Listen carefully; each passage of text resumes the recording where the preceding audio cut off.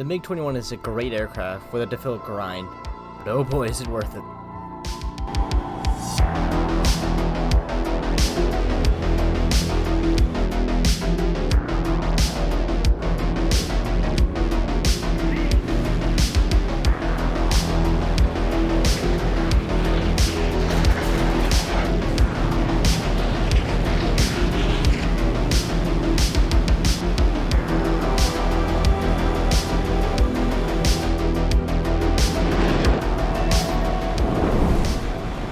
MF, a German top-tier aircraft, one I got clubbed a lot with.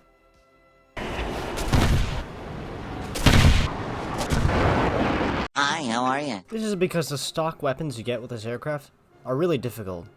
The R3Rs, which are like AIM-9Bs, and the R3Rs, which are like Sparrows, which are not very good at 10.3. On top of that, the GL-23 cannon is also difficult to aim and only has 200 rounds. On top of that, the aircraft itself is a lot different from what I'm used to, which was the MiG-19. It has a weaker climb, weaker acceleration, and weaker overall engine output. It also bleeds speed extremely quickly and has a different playstyle altogether due to all these facts. For mods, you want to go into flight performance and survivability first in order to just increase your output. Then you want to go into chaff and missiles in order to get more kills and be more survivable. The real keybinds you'll be needing is lock radar target and fire missile. These are mainly portraying to the R3Rs, because they work differently from fire forgets. You have to hold a radar lock. Speaking of the radar, it's pretty weak, and it's very gimmicky, and at times, it won't even lock on when it's supposed to, which can be really difficult. Now these R3Rs are all aspect, meaning they can be fired from the front as well, although they do have to hold the radar lock the entire duration of flight. But just like AIM-9Bs and R3Ss, these missiles can be easily outmaneuvered by a simple turn or dive. They also are very low velocity, meaning a lot of aircraft can outrun these missiles. And leading them is really difficult as well, due to the fact that they have a low load factor and can't turn very well, which can often result in death. Even this F-105 Thunderchief, a very slow aircraft at this rate right now, manages to outmaneuver both my missiles, just by diving and later on turning. This really highlights the problems I have with these missiles, especially because of the fact that this aircraft is faster than my MiG at this point, so when the missile misses, I'm pretty much dead in the water. Now, another issue I found myself in with this aircraft was tunnel visioning on kills, especially with these radar missiles. Oftentimes I couldn't get a lock like here, and it would result in my death, because I was so focused on one aircraft, and I lost my situational awareness. This is due to the aircraft's poor radar, chaff, or ground clutter. As seen here, simply by dropping chaff, you can outmaneuver this missile. After that, I can't obtain a lock due to the ground. And because I'm so focused on just trying to get a single kill in order to upgrade my aircraft, I end up dying here by bleeding my speed with these turns.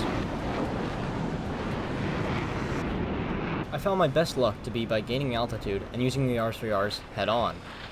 Easier said than done, but it proved to be pretty effective. Once you get the unlock to hold 4 R3Rs, you can be more frivolous with your launches. And at that point was when I realized that these missiles actually do hold some practicality. They can be launched from pretty decently far ranges, and can sometimes hold their lock very well, surprisingly getting killed.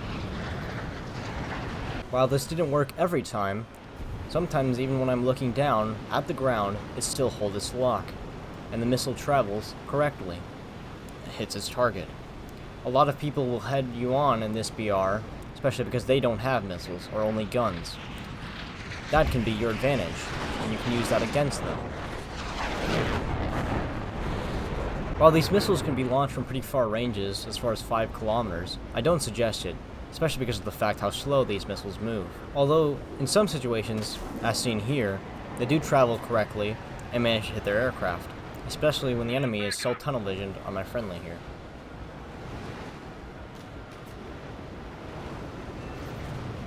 Moving on to the gun, it's a deadly force to be reckoned with once you get the hang of it. With only 200 rounds, you have to be pretty careful, but it only takes 2 or 3 hits to destroy an enemy aircraft. It has a decent fire rate and can do some devastating damage. The MiG-21 being a delta wing means it bleeds speed incredibly quickly. This is, on one hand, a bad thing, on the other hand, a good thing. as it can also help you maneuver into position for dogfights. The MiG-21 MF sits at a BR of 10.3, which often gets up here to 11.0 or 11.3, fighting against AIM-9Ls and Phoenix missiles. For a new player of the MiG-21, or anyone who hasn't maxed out yet, this can be a really big problem, since the missiles are hard to dodge, especially without the chaff pod or flares, and can get a lot of time to get used to. After learning from your mistakes, maxing out your aircraft, and losing $500,000 silver lions in repair costs, and tearing your hair out from extreme frustration and pain, I can finally say, at this point, this is where the fun begins. You have finally unlocked those infamous R-60 missiles, and are ready to start slaughtering enemies in the sky, with ease, and finally have unlocked a chaff pod, so you maybe can dodge a Phoenix or two before getting obliterated. The reason these R-60 missiles are so good is really due to the fact that they changed the playstyle of this MiG-21 so much. Compared to the R3Rs, the R-60s are fire and forget.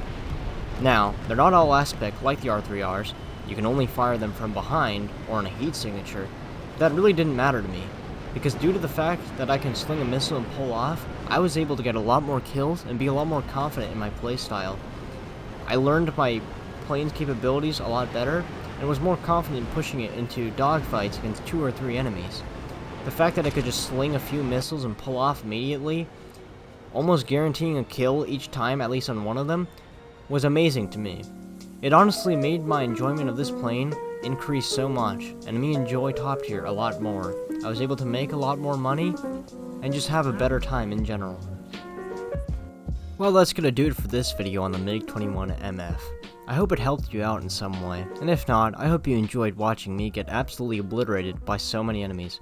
Take it easy everyone, and have a good night.